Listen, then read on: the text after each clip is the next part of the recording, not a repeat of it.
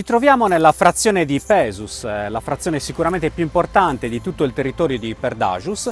Alle nostre spalle uno dei colli più interessanti dal punto di vista geologico ma anche archeologico di tutto il territorio di Perdajus. Stiamo parlando di Monte Narcao, un colle che si è formato durante un periodo geologico chiamato Miocene, quindi stiamo parlando all'incirca di circa 20 milioni di anni fa, un vulcano, quindi un vulcano appunto che si è col tempo spento e le sue rocce raffreddate sono state utilizzate poi anche per realizzare una serie di nuraghi che troviamo sparsi nel territorio.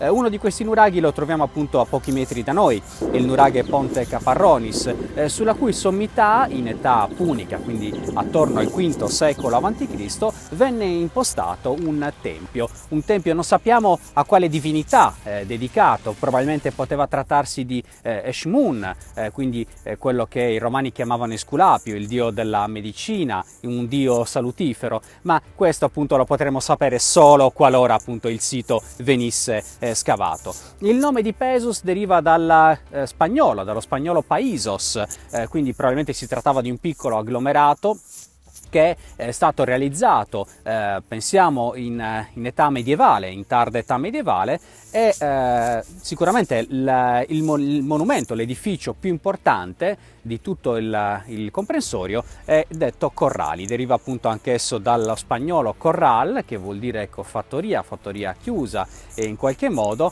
che era stata realizzata, pensiamo, da nobili attorno al 1600 per lo sfruttamento agrario di tutto il ricchissimo territorio. Altre colline si vedono appunto alle nostre spalle, colline dalle forme dolci, particolarmente adatte alla coltura della vite, ma anche del grano. Ecco, si tratta di terreni particolarmente fertili che vennero già con molta probabilità utilizzati in età preistorica, nuragica e infine appunto quando la Sardegna divenne parte dell'impero romano.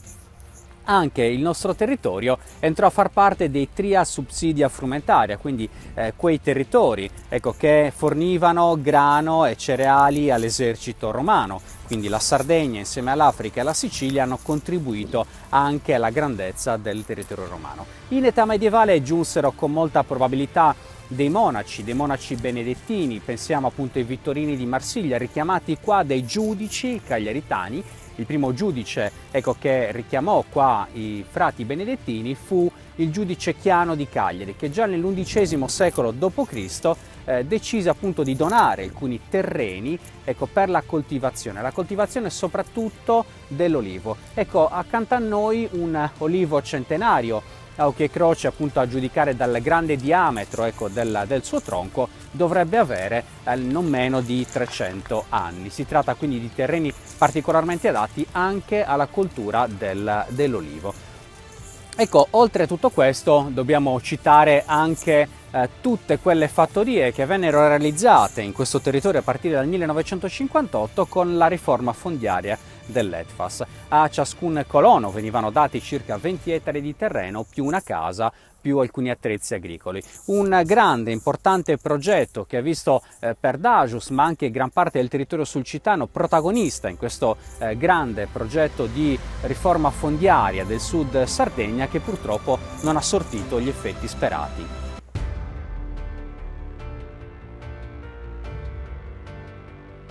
Ed eccoci nel sito più emblematico, più importante di tutto il territorio comunale di Perdajus.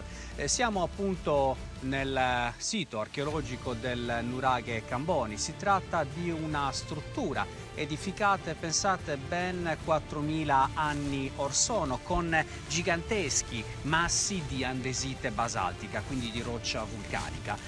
Si tratta appunto di uno dei siti più importanti non solo di Perdajus ma di tutto il sud Sardegna. È un nuraghe appunto realizzato, come dicevamo, attorno al 1800 a.C., consta di ben 5 torri, 4 torri perimetrali più una torre centrale chiamata mastio e di fronte ad essa un cortile. Il nuraghe, tutta l'area archeologica che si estende per diversi ettari, venne scavata una prima volta appunto negli anni 90 e mise in luce parte del villaggio che poi andremo a vedere. Un altro scavo nell'anno 2008 mise in luce invece quello che sembrerebbe essere un vero e proprio pozzo sacro, quindi un luogo di culto destinato appunto ai rituali e le celebrazioni dell'acqua. E vediamo dunque una delle torri, come vedete, che sborda dalla grande struttura liberata poco tempo fa appunto dalla vegetazione che ne occludeva la visuale, e vediamo anche un piccolo ingresso, una piccola apertura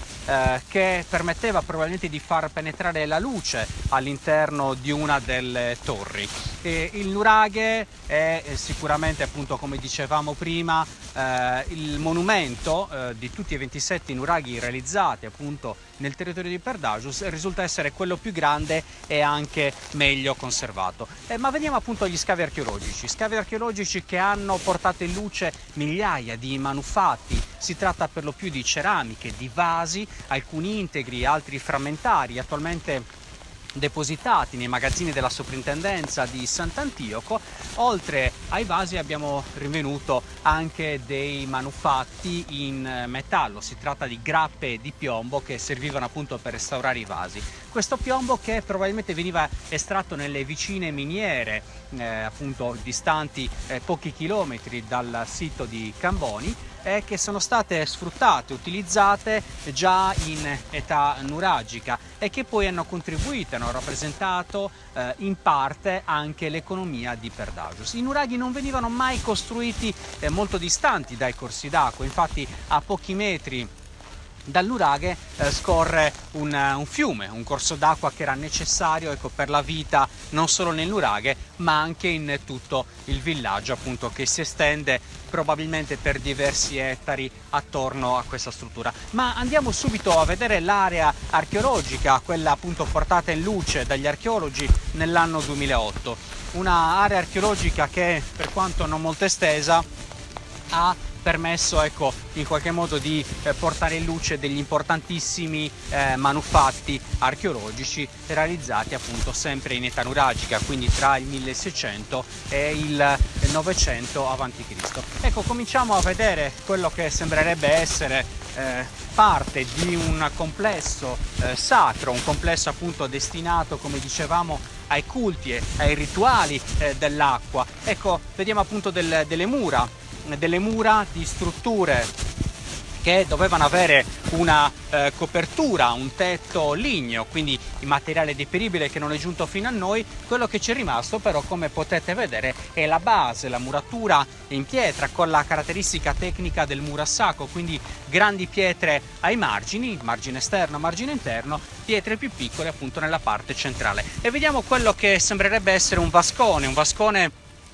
dove con molta probabilità si riscaldava l'acqua che poi veniva utilizzata, ecco, anche per i bagni, i rituali appunto legati al culto delle acque. E avviciniamoci a quella che sembrerebbe essere appunto il fulcro, il sancta sanctorum di tutta l'area archeologica. Stiamo parlando del pozzo, un pozzo che è stato portato in luce solamente in parte, sembrerebbe essere profondo diversi metri, è caratterizzato da una ghiera monolitica di roccia sedimentaria, una roccia molto tenera da lavorare, e vediamo anche l'alveolo appunto che ha restituito, che appunto conteneva moltissimi materiali ceramici, ma anche molti gusci di Pinna nobilis, un mollusco bivalve che veniva utilizzato fino a non molto tempo fa proprio per la realizzazione del bisso, e che in età nuragica probabilmente doveva avere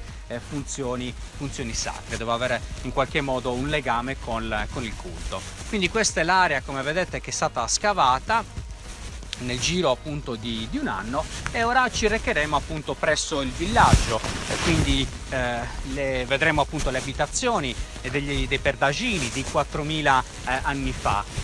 Si tratta appunto di capanne che hanno uno schema, ecco, principalmente circolare.